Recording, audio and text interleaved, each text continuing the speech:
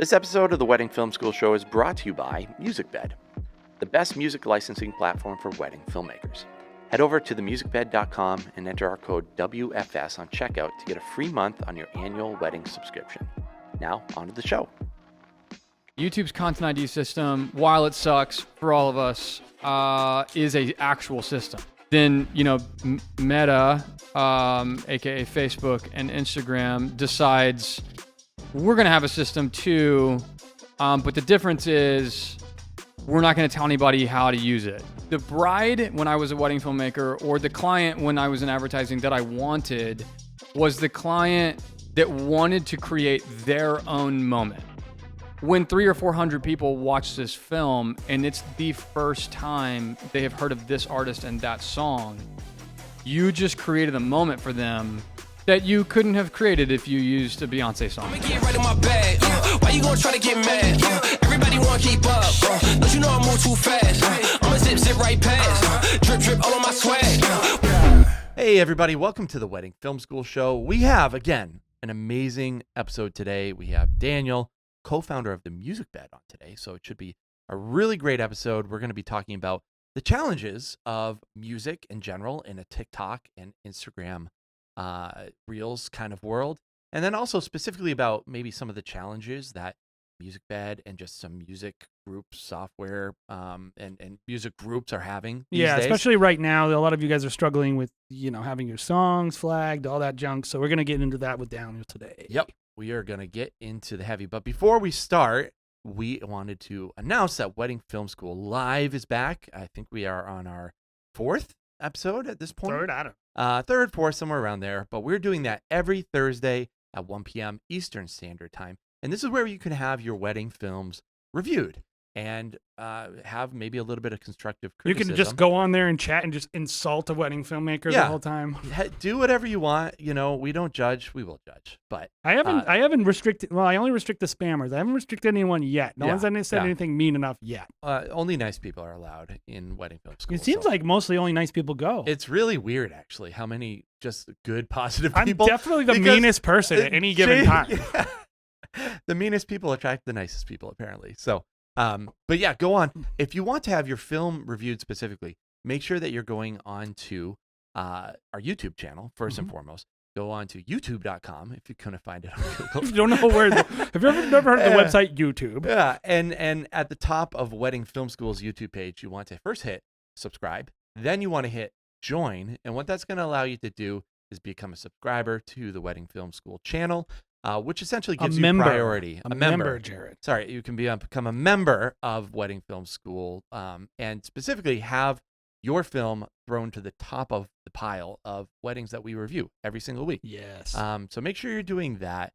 And then also, if you're looking for Thank this you for show, our members, by the way. Yeah. If you're looking for this show specifically, the Wedding Film School show, you'll notice on our YouTube channel that we actually took it down and we put it on a separate channel. So you'll want to go to the Wedding Film School show on YouTube and join there as well. Picking up steam. We need a few more of you guys over there. Yep. And then lastly, last week we talked about wedding recessions potentially. Yeah, hopefully that was enjoyable. If you didn't get a chance to listen, check out our episode about is the wedding industry recession proof. Right. And so we did that, and we actually opened up a coaching session called the Rainy Day Coaching Session, which you can actually find on our website if you want to have a coaching session by Jason to talk through your business plan to see if your business is recession proof. That's where you're going to want to do that. We're doing a special right now. $250 gets you in and gets you is it a 60-minute? So an hour long, we're going to talk hopefully just business health in general. And then, what would happen if you had a massive reduction in leads and kind of just, I'm not necessarily like, I would like to solve all your problems. I would like to give you a bunch of things, but what is most important to me is that you're not caught flat-footed, that you kind of have a sense of where you are and what would happen if something like a recession. But it's not just recession. I think it really is any kind of a threat or reduction in kind of interest in your business that isn't necessarily caused by your work, or I think that's what we're interested in exploring. That is it. So without further ado, why don't we hop into today's topic, Jay? Yes. We have Daniel on today, and what specifically, what was some of the reasons why you wanted to have our guy on today? I mean, I think more than anything, we always talk to the MusicBed. They're good partners of the channel. Obviously, we use them for our wedding film business, so I have a lot of intimacy.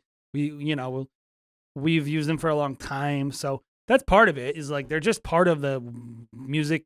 They're just part of the wedding filmmaking landscape. Like I think more than any music licensing brand, I think they have something to say to wedding filmmakers, and they've shaped the industry in a lot of ways. The other thing is there's been a little bit of a shakeup lately caused, I think primarily, and we'll find out, but I think primarily caused by the social media companies, specifically Meta. But there's just been a lot of issues when it comes to people getting their songs removed. And we were talking, I was like, we should come on, we should talk about it. I want to give you a voice so you can talk to wedding filmmakers about the issues that they're having. There's also issues with song licensing and even just the price of licensing and why does it cost so much? Why is MusicBed more expensive than maybe some of the other competitors? So we want to kind of get into how it works, why it's essential, and then kind of hear some of the vision behind why MusicBed cares about wedding filmmakers so much. So Yep. So I'm pretty excited as well. This is the first time that we've had Daniel on the Wedding Film School show. We wanted to have him on, I think in 2020, February, March of 2020. But something big happened in the world that affected everyone's businesses and this is our first guest in this new studio, Jared. It is our first guest, so it's going to be a good one. Without further ado, let's head right in. So, hey, Daniel, how you doing today? Doing awesome. Thank you for having me. Yeah, thank you so much for coming on the Wedding Film School show. We're ready to talk to wedding filmmakers about one of, I think, this topic that I'm going to lead with, I think is one of the most important and most relevant. And it's just been a question burning in my mind with MusicBed for a really long time. But what led to removing the from MusicBed? Because I just can't call it MusicBed. Oh, the MusicBed is what I call it every time. And all the old school guys, the Ray Romans. Well, I was about to say thank you because if that's a real thing, then that means you're like OG. I'm a very OG. God. We bought in. I think the first month you guys came online. We were I love talking that. about. Thank you. Was it 2013? I think it was 2013 where we started using you guys. When did you guys? Yeah, come so online? we launched in like 12. So if you call us TMB, then you're like real OG. Yes. If you call us the MusicBed, then you came around circa like 2013. Yep. You know? Yep, that's us. Yeah, that's us. And I don't know. I mean, I think honestly, we wanted to be MusicBed from day one, but we couldn't afford the domain name. Yes. And so what we could afford was the MusicBed. And then when we launched, we had this, terrible like TMB kind of like icon logo thing. And so then everyone just started calling us TMB. And I'm like, no, I don't. Like that was not the goal. We don't want to be TMB. So then we got rid of that. And then eventually we could afford the domain. And so we went straight MusicBed. But you know what? Like, do what feels right to you. So yeah. Whatever feels right. The MusicBed is what we always call it for us. I kind of think that's the MusicBed. You are the MusicBed. Right. So it's not technically incorrect. So speaking of big changes, Jared kind of had a question that I think is something. Actually, why don't we tell him about what year are you going to give him? What? When we first started using No, MusicBed? when we got the high price. Oh, right. Yeah. Well, I mean, when we first started using MusicBed, it really just became a part of our process. Like we started in 2010. We first started using MusicBed back in 2013, and it just kind of became a part of our process. And as we grew our business, we were like, man, we're spending a lot of money every single year on music licensing, but kind of like the cost of doing business. We're using great songs. This is all great. But one of the funny things I hear people just getting into the wedding filmmaking industry is like, oh man, licensing music is so expensive. Can you believe? Or like MusicBed, they're the expensive ones. Yeah. Yeah. So, the funny thing is like kids will come up and be like, oh, it's so expensive now. What year did you guys switch over? Was it like 2017, roughly right around to there? To subscription model. Yeah. Yeah. About 17. Yeah. Right. And I just think it's funny because I think at one time we were spending like probably $13,000. Yeah, we spent $13,000 one year on music licenses on the MusicBed. And so when it went to subscription model, I was like, oh my God, we can give ourselves a huge bonus this year. This is phenomenal. And we knew that was the big conversation was like there was going to be a handful of people like you guys that we lost money on. Right. Straight up. It was like there's a bunch of power users and this is a great deal for them, which is phenomenal. But yeah, I mean, if you're doing 100, if you were doing 50 weddings in a year and you're using 3-4 songs and they're $50 a pop, I mean, and then you add a couple of like maybe brand productions in there. Yep.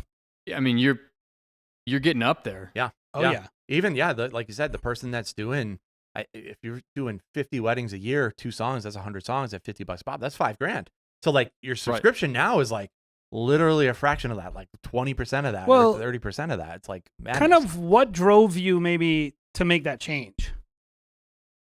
So we were feeling the pressure from competitors in the market of like, it felt, hindsight's 2020. I would do it differently now, but we don't talk about that because you can't, but I think we were feeling the pressure of everyone just being like, it's just, this is just what you have to do. It's what we expect.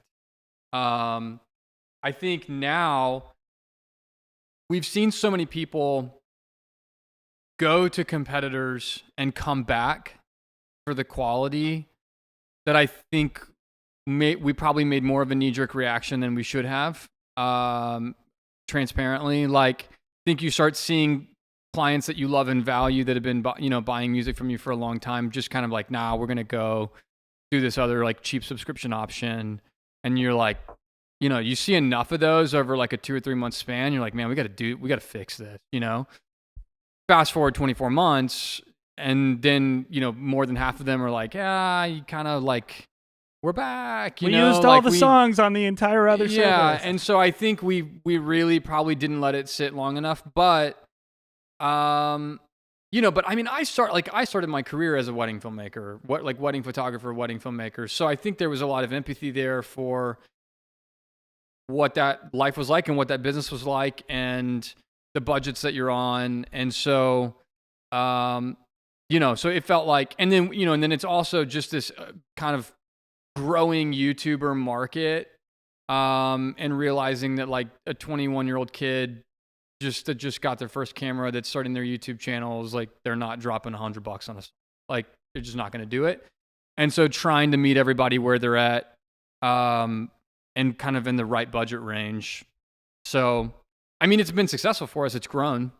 So I wouldn't say it was the wrong decision because it's definitely been very successful and is growing.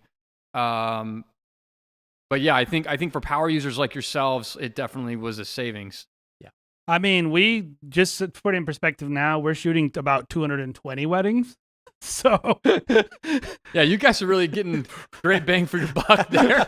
We love it. It's phenomenal. We would have like a $60,000 bill to you. And but the thing about it is, and this is, I think, where I want to go with this.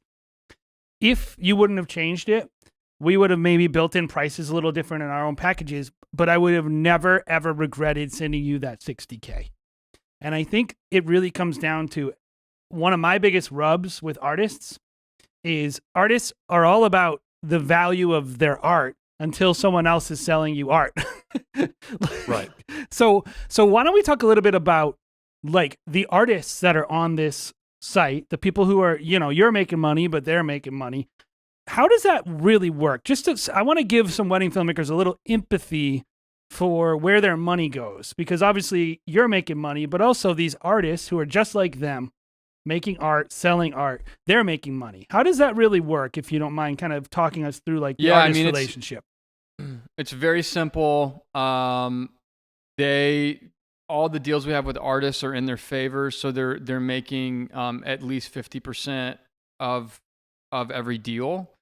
So like a lot of our competitors are buyout libraries, meaning that the music is purchased up front and the artist doesn't ever receive a royalty again, or they're like kind of really unfavorable to artists. We knew going into it that the 50-50 model was where we wanted to be at minimum. Really cool. But that's really it. So, you spend $50 on a song or $100 on a song, and that money is getting split with the artist and paid out that month, and it's super transparent with them. And a lot of these artists, it's a big part of, and we represent bigger artists now. And so for some of our artists, like it's not as I wouldn't say, not that it's not meaningful, but like, if they're touring arenas, like, okay, cool, but it's like a lot little of artists segment. Yeah, it's nice, but for a lot of our artists that we sign early on as they're emerging or as they're kind of coming onto the scene, like it is really what keeps them going, you know, like especially during COVID, when they couldn't tour and really had no other opportunity to make money. It was pretty massive how we were able to keep a lot of artists afloat, you know, for 18 to 24 months. Yeah. Yeah. No, that's really cool.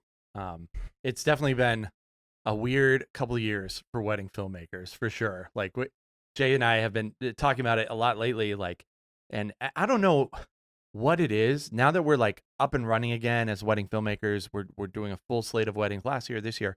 It just seems like people are way more picky about music. It's a weird thing that we're just experiencing. That makes me feel happy. Our clients.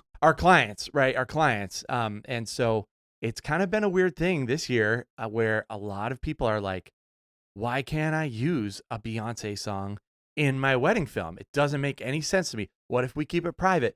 And It's TikTok, man. Right. That's what we keep because they're saying. using that music in all their social media posts. So like, why not this? Right.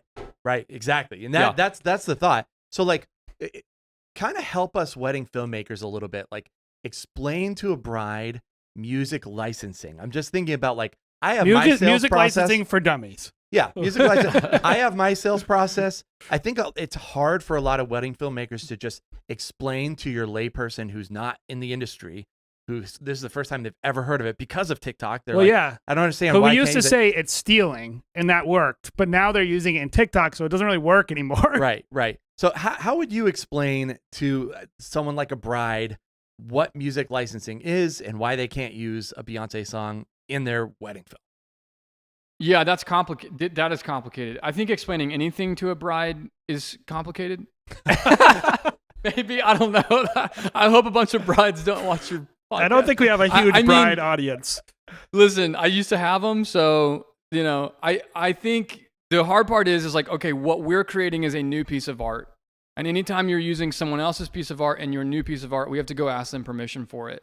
And so the reason you're able to do it on TikTok is because Beyonce's record label gave mass permission to the public to use those songs in your public use, you know, your personal whatever use. When we're doing it and you're paying me for it, you know, like you can use a Beyonce song if you have her cell phone number and she says yes. Like that's all you have to do. We could say that to them maybe. Why don't you text Beyonce? Literally, like all you have to do is email the record label, talk to the sync person, like talk to the attorney, get the master and publishing rights. Like as long as everyone says yes and signs the document, you are good to go with Beyonce. That to me is what MusicBed solved, right? Which is like, that's the world. I mean, the world that we were in when we were wedding filmmakers is like, we were doing that, you know, like we were emailing labels and emailing band managers and like, hey, will you sign this? And will you sign this? And it was such a stinking hustle just to like use a remotely cool song. And we were like, this is dumb. We should do this for everybody. Like, let's just do it once and for all with like, let's find bands that are cool, music that's cool, get them to agree to this for everybody. And, you know, that's ultimately where MusicBed was born. So I still think it doesn't solve the problem. Like, cause you say that to most brides and they're going to look at you and be like, yeah, I don't get it. Well, and there's like, always someone willing to do something wrong. There's always someone willing to break the law or do something. Right. Which is like, well, like, why don't we just do it? And like, if they take it down, then like, you know, it's on me. Right. It's like, not really. It's kind of on me. But I can't imagine, man. I can't imagine the wedding industry now without something like the MusicBed coming along. Like Jay and I, back in 2013, we were like, there was this other wedding filmmaker that we really loved, but they were actually making their own music for their wedding films. Was it Kana? And the Kana family. And I was like, do we have to start doing that? Jason's pretty musical. Like he, plays instruments. Are we going to have to start doing this in our wedding films? And then we just have to charge $30,000 for each wedding film or whatever. I think it's really where about is this thing going? How much is art worth? Right. Like that's what we're always negotiating in a public space is like, what is public art? What is commercial art? Right. When do you cross that line? I feel like MusicBed has been a beautiful, like when you look at like Warhol and guys like that always played with the idea of pop art. And they were like, is pop art actually not? No, it actually is really valuable. Like, cause it's what people have in their homes. And I think like MusicBed, this is the way I always think about it. And MusicBed, but maybe some other involved in the space, but music licensing in general has allowed couples to have their own song. Yes. Like, that's what I love. It's like, it's such pure art. It's personal. And like, I always tell people, like, fine, you can use that song from that movie, but that's that movie. No one's going to watch that song when they listen to Still Falling for You by Ellie Goulding and for 1 second not think about Bridget Jones' Baby. They're going to immediately think of, they're not going to think about you. They're going to think about Bridget Jones' Baby, and MusicBed gives them that. It's funny because I think like Ben Rector was in town the other day. Ben Rector. And a couple of us went to the show, you know, and he goes to play a song. And before he played one of his songs, he talks about how like literally has the audience like raise your hand if this song was in your, you know, wedding video or a part of your proposal or whatever. And it's like, you know, this whole, and it's like, of course, you know, it's like, and I think that's kind of what, I mean, I came out of advertising, like I did wedding filmmaking and then we did advertising. And so for me, there will always be the people that want to use like whatever top 40 song. Mm-hmm. Okay, that's fine. Like the bride when I was a wedding filmmaker or the client when I was in advertising that I wanted was the client that wanted to create their own moment. Mm-hmm. Like I want to create a moment, which meant I have like what you're saying, like I have to take a song that no one's heard before. And I'm going to, like, you know, so that for me was like, especially on the brand side, was being able to pair a brand to a song, like an ad to a song, and then bring it to the public. And now your first interaction with that song is paired to the memory of that brand. Yes. Just like unbelievably powerful. So like for me, for a bride and groom is like, when 300 or 400 people watch this film and it's the first time they have heard of this artist and that song, you just created a moment for them that you couldn't have created if you used a Beyonce song. Yep. Like it is what it is. That's 100% how I feel. And we've always said that. So I always find that's the thing, because I do a lot of our sales and I find that's the thing that kind of like flicks the light bulb off in a lot of people's mind is like, you know, when you're walking through the mall 3 years after your wedding, and you hear the song that's in your wedding film that you've never heard anywhere else, but it's like playing in the background, you pick up on it and you think about your wedding. Like that's really special to people. And like I explain that to them, and they're like, you know what, that is really cool. Even the person that's just like, I want a Beyonce song or Coldplay or whoever. Like I think that's a really special aspect of you know, what you guys do for sure. So Daniel, I was gonna kind of like, you've kind of referenced this in a bunch of different ways, especially as an ex-wedding filmmaker. So I maybe know the answer a little bit, but when you guys started, like, were you like expecting wedding filmmaking to be such a big part of your story as a brand, or was it kind of like a little bit of a surprise that it just immediately exploded with wedding filmmakers? I would say yes. I mean, we started like that was our market. The original market was wedding filmmakers, and we knew that it was going to go beyond that. And my kind of hypothesis was that, and this was really before YouTube creator was like not even a coined term, right? So this is before that was an avenue to start your filmmaking career. My personal opinion was like me and everyone I knew that started some sort of filmmaking career without going to film school was like shooting passion projects and shooting weddings for money on the side. And my hypothesis was that some people will love this and make a career out of it. And some people will continue to grow and move on to do other filmmaking things. Maybe they start a production company, maybe they make movies, maybe whatever. And so I always viewed it as like, I have this really high value. You can ask anyone on our team, like I have this very high value for wedding filmmakers because I believe that it's kind of the beginning of the rest of their filmmaking career for so many of them. And so I always felt like, hey, you know what? Let's do everything we can for the wedding filmmaker. Let's be there for them. Let's curate great playlists. And, you know, some of them, like you guys, will go on to make a very successful business doing just this. And some of them will go shoot, you know, Nike ads or whatever it is, and they'll bring us with them. And so yeah, I mean, it was now there's kind of the other, like I said, like now there's like other avenues, like, oh, they started as a YouTube creator or they started as whatever. But like really, if you go back to 2011, it's like if you had a camera and you were 21 and you were trying to make money, like you were filming your friend's weddings, like that's kind of how you got started. Yeah. I mean, for a lot of people. We do commercial, we do YouTube, we do weddings. So we use you guys for every single part of our business life. Yeah. It's like, I always tell people the first thing we bought was Vimeo. The second thing we bought was MusicBed. Like, I'm very nostalgic about MusicBed. Like, when I think about MusicBed, if I never used you again, I would have a hard time canceling you. Thank you. Like, I don't really ever want to be canceled. Yeah, like, because it's nostalgic to me. Like, what it means to me as a wedding. When I think wedding films, I think MusicBed. Like, that's my association as an artist and as a creator. Is like, it was part of my journey. It was like the first time I ever thought, like, it changed how I viewed what I could create.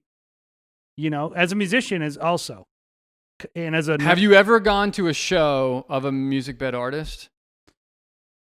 Not so. I've been to people Copeland. Wasn't Copeland on? No, Copeland was never on there. No, but yes. Look, he knows the roster so well. Yeah, I know. He's like, no, you're wrong. No, I have. Not like.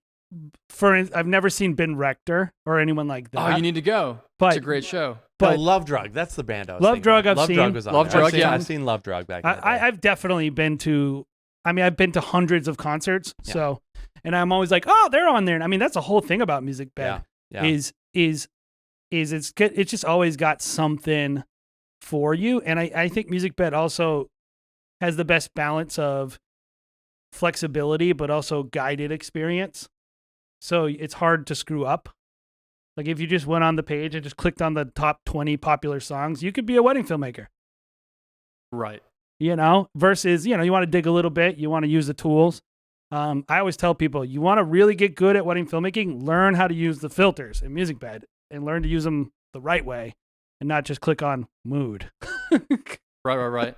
But anyway. Oh, yeah. You can find some deep cuts, some deep finds in there that are, they kind of blow me away sometimes when I hear them. So I was going to ask you, I think a lot of people are like, we've alluded a little bit to getting the artists on MusicBed, but like, how do you find all these people? Like, did you just like listen to chapters and then tell us like, hey, your music is pretty good. It's probably going to be in 1 out of every 5 wedding films. Like, come on over here. Like, how does an artist get onboarded to MusicBed? So my co-founder, Nick, is who originally started doing all of it and then now has a big team doing it. If I go all the way back to like when we were shooting weddings, he would always kind of curate me a playlist of songs to choose from. So it's like we would go shoot. He was always like project management, just like execution, phenomenal. And I would go to edit and I would like, he'd shoot me a playlist of like, hey, here's 20 songs to pick from, at the time, of course, all illegal, cause there was no good options, so it's like, here's like Future of Forestry and, whatever. I mean, I remember back in, this is like 2009, 10. And, so he just was like always phenomenal at like knowing kind of the treatment look, kind of brief of the project and then scouting this music from artists I'd never even heard of, and then putting together like, here's 15 or 20 songs that, you should pick from. And I never had a problem. And so then it's like, you're launching MusicBed. I'm like, hey, can you do this, but like on mass scale, right? I mean, so we really started just going down the list of all of the artists he had been curating for years already on behalf of us.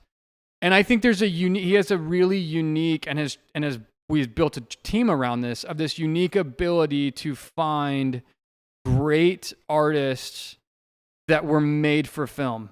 Mm-hmm. And I think we talk about it all the time internally, you know it when you hear it, etc. But there's like this, like not every good song is a good song for a movie. That's what we tell brides all the time too. Do what? That's what we tell brides all the time. It's like, you might like the song, but it might suck for editing. Yeah.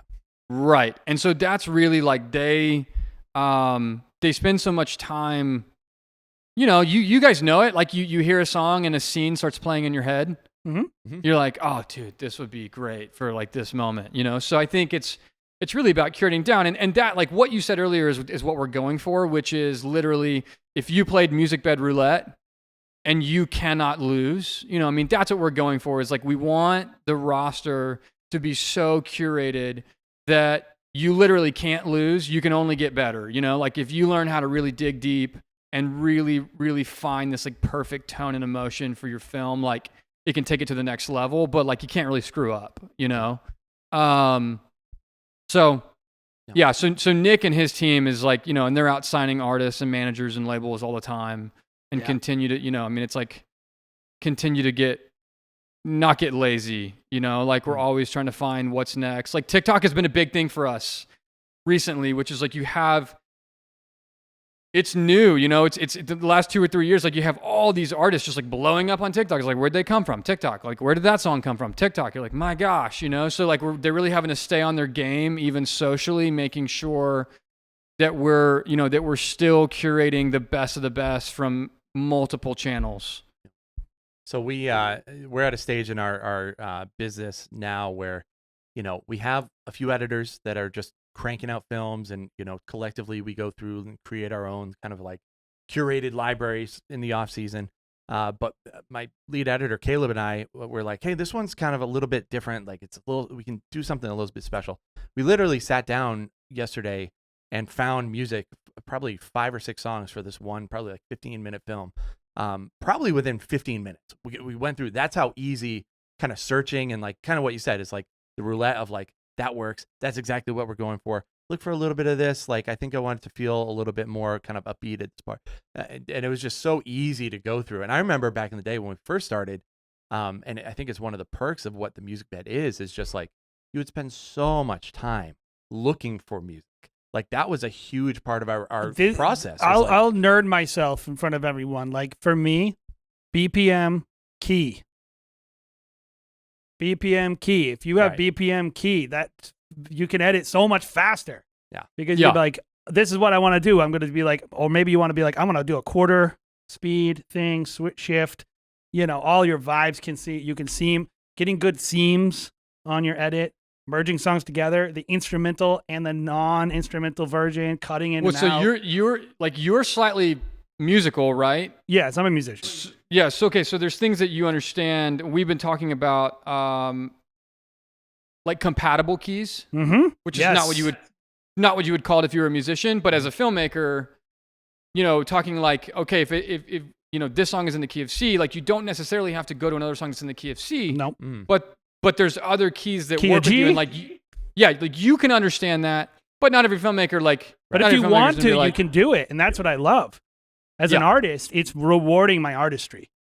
But see, what I want to be able to do for the filmmaker is say that, okay, this is the song that is going to kind of like, this is the moment, right? Here's a 15-minute film. Yep. I found like these songs, 3.5 minutes long. This is the song that, is going to be at the climax of the entire film. Okay, well, that song is in the key of C. So now come back and use that song as the base of your search and look for compatible keys. So now like you can build the rest of your film around that song more easily. Like it's stuff that you can probably do as a musician that a lot of our filmmakers don't know how to do that. So we're trying to, we're building some tools right now to make it easier. But that's really amazing. Cool. That's really amazing. Cool. And compatible, even like a song suggestion, all that junk. It's awesome. So let's talk a little bit about elephant in the room. Last couple months, I think there's been a couple things with music. This is not just MusicBed. I think it's been the internet. And then, so MusicBed changed their licensing, like, I think like 11 times style in the last 4 months. I'm kidding. But like it changed a bunch of like, you get a film, you can download it without the watermark. Now you can't, then you have to license it to download it, all this stuff. And then also there's been the looming specter of the fact that, of course, these social media platforms don't give a flip about us or the MusicBed or anyone licensing images, and they have a deal with another publisher, so they're incentivized to let that stuff fly and not us. Yep. What are those related at all? Like, does the changes you made to the licensing process related to trying to solve problems with how things are released into the wild? Or are they just totally unrelated, and you're just working on those? They are unrelated, but so like YouTube's we'll start with YouTube because it's easy. YouTube's content ID system, while it sucks for all of us, is a actual system. Yeah. Right. Which we have great. We develop software to tie into that. Like you have Sync ID, it works. Then, Meta, aka Facebook and Instagram decides we're going to have a system too. But the difference is we're not going to tell anybody how to use it. Yeah. Anybody. Everything with Meta?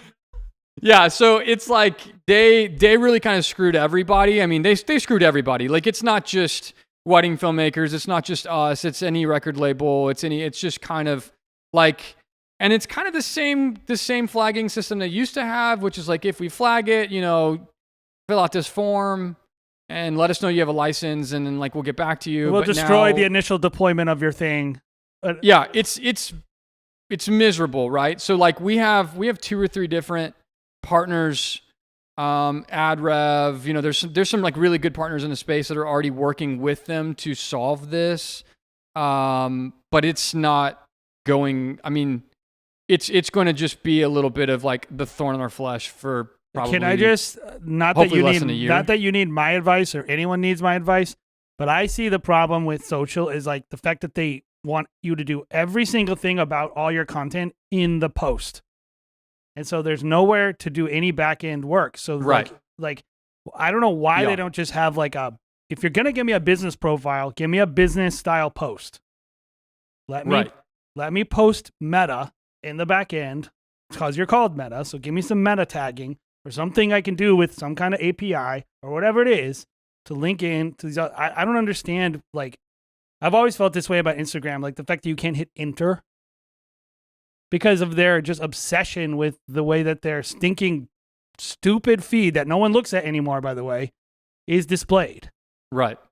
It's I know they don't want all those. As soon as we get APIs, right, into, I will say this, we'll get access as soon, if not sooner than anybody else, right? So, we're already playing the game, we're talking to the right people. As soon as the technology exists to have access, then, all of Meta's platforms will be included in your Sync Are you ID. telling me they didn't release a public API before they made a big change? I know it sounds. I feel like this is a rhetorical question. I don't know.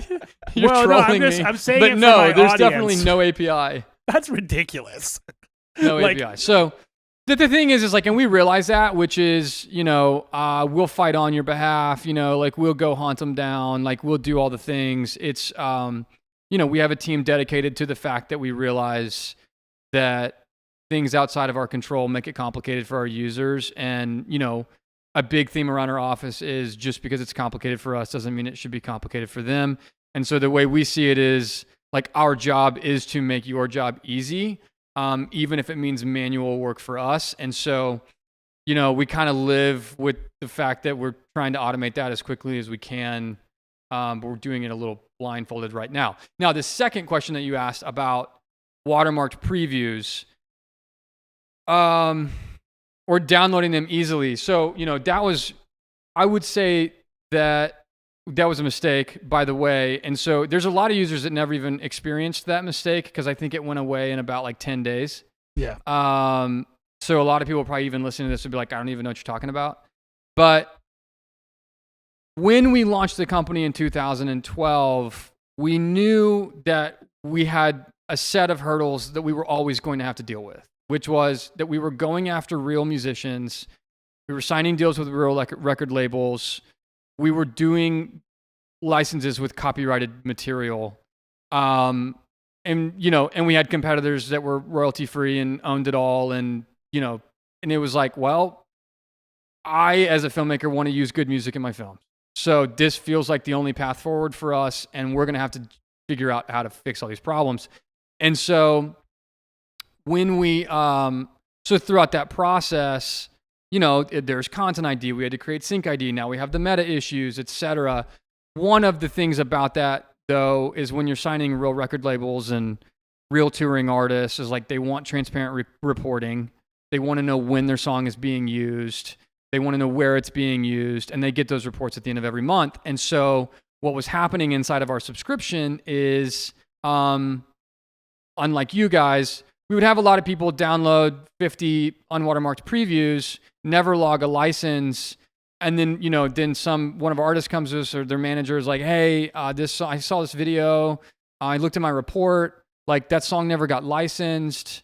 We're like, let us look into it. Okay, that they do have a subscription, so then you reach out and they're like, oh, I didn't even know that I had to license that. I thought I did have, So in our really smart brains, it was like, hey, listen, let's just lock down the previews so they can only get watermarked. And if they actually want to use the song, then they can get their unwatermarked and log it. And like this will solve all of those problems. By the way, I totally understood that when you did it, and I was like, this is what they're probably trying to do.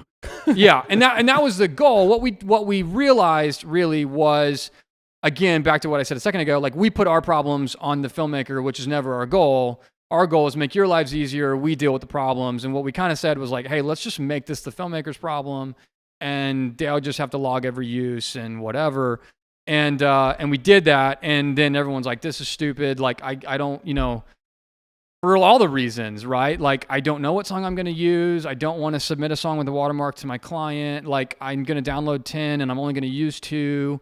And, I think our team, it was what you don't see behind the scenes is how good that process was for our team, because our team got on the phone with clients and started emailing back and forth and really realized like, look, this is our fault. Like this is our problem. Like we need to meet them where they're at. They need unwatermarked previews. So if we need them to log their license, then it's our problem to make that easy for them and to make it feel really seamless. And so that's kind of where, we made the shift back to allowing all subscribers unwatermarked access. And then we're trying to just make it easy to gather songs in a project, see what you've downloaded, and then just click one button if you want to log it. Which makes everybody happy and makes sure that the artist gets paid. That's one of my biggest like questions to you is because I've done this to you a couple times. So I was like, I don't know if this is good, but I would be like, I put everything in a project. I would forget the songs I actually used and didn't use. So I'd be like, I don't know. This says like 15 songs, and I would just license them all. Yeah, which is, it reduces the rate of the artist is getting paid, Yes. But it's a big payout that goes out every month, right? So it's not, but that's, a lot of our competitors are just kind of like, it's a big pool and like, we just kind of divvy it up, it's kind of very socialist. Like, yeah, everyone just gets the same amount, and we're like, if we have one artist that released a song that was perfect for weddings at the beginning of wedding season and just dominates, like they need to be paid for that. Yeah. And so that's really the reason why you're logging is not us, because truthfully, I don't care, right? The reason you're logging is so that the musician that made the song gets paid. Yeah, and it's artist to artist. Like, we have to show love to these people. So that's why I always try to remind you, is like, they're artists, I'm artist. I wouldn't want someone stealing my work and making a wedding film out of it. And also, if I did a good job, I'd want to get paid. And so I totally get that. So you brought something up, popular songs that are made for weddings. And one of the songs we love around here is White Dress. By Ben Rector. You're talking about White Dress, Ben Rector White Dress, old school? Yeah. Old school White Dress, Ben Rector. So one of the things we want to do at Wedding Film School is we want to do the White Dress Challenge, where I'm going to tell wedding filmmakers, you have to only use this one song. You can be creative with it. You can mix it with other things, whatever, but you have to edit to the White Dress. And we're going to do the White Dress because it's so iconic in wedding filmmaking. Oh, yeah. Like, there was probably like that season or 2 seasons, but still to this day, like we had a bride ask for it this year. Yeah.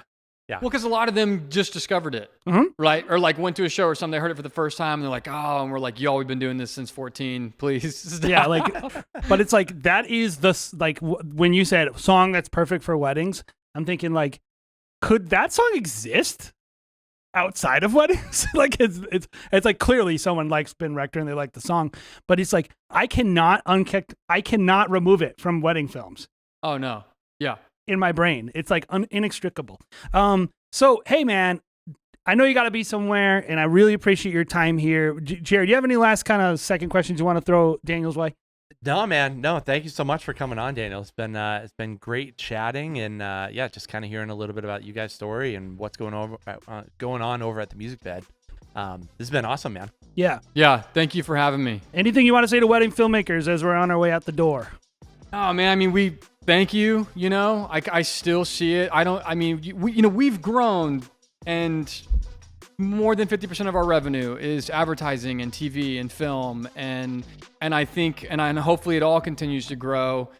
For me though, still, I don't really care how small percentage-wise wedding films becomes of our revenue. It's like, for me, it was kind of my first love as a business owner, creative, and I just believe, like I believe in these young people creating businesses, doing this, learning the trade, learning the craft.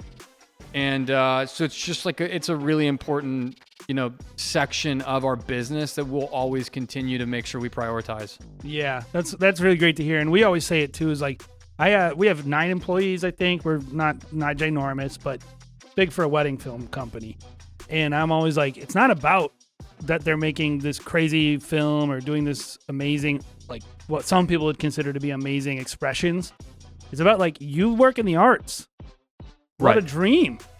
You work in the arts. You're not working at a department store. You're working in the arts. They're like in such a tiny little minute part. And it's like wedding films and MusicBed are such a big part of working in the arts for so many people, and not having to go work at Walmart or some cubicle job.